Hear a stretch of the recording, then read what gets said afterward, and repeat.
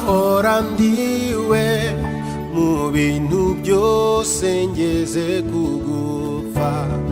Genda umukristo mpora mbihamya, nawe igihugu cyose cyanseka.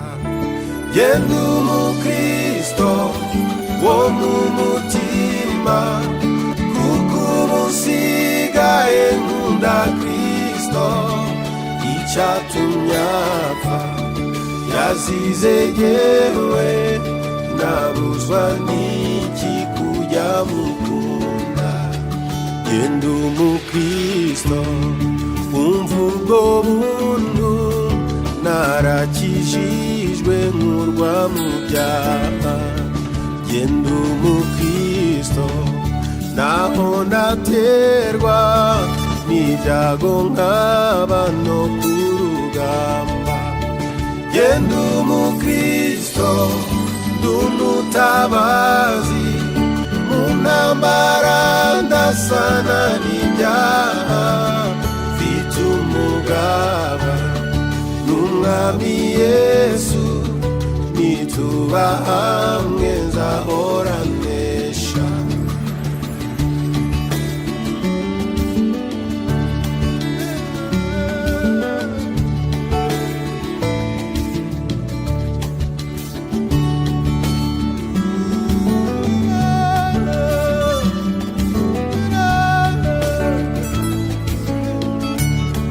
Genda umukristo ndumwimukira, ndakomeje mu rugendo rwanjye.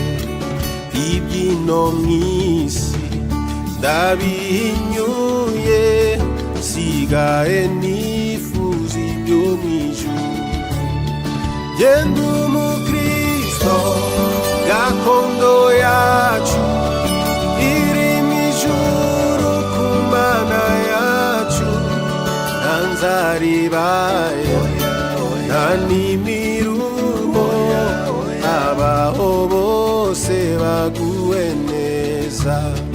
Genda umukristo gakondo yacu iri mw'ijuru ku Mana yacu.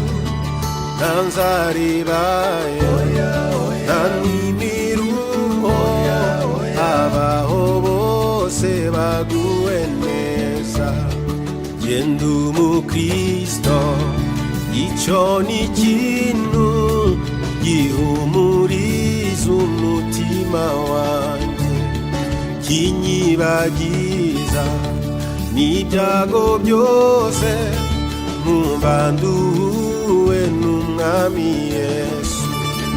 Genda umukristo uko ndi kose, maze nintumirwa ngiye gupfa. Nzagira ibyishimo bitavugwa, nzabona ihirwe ngiye mw'ijuru.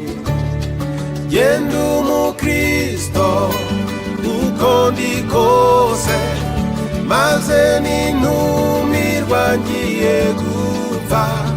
Nzagira ibyishimo bitavugwa, nzabona ihirwe ngiye mw'ijuru.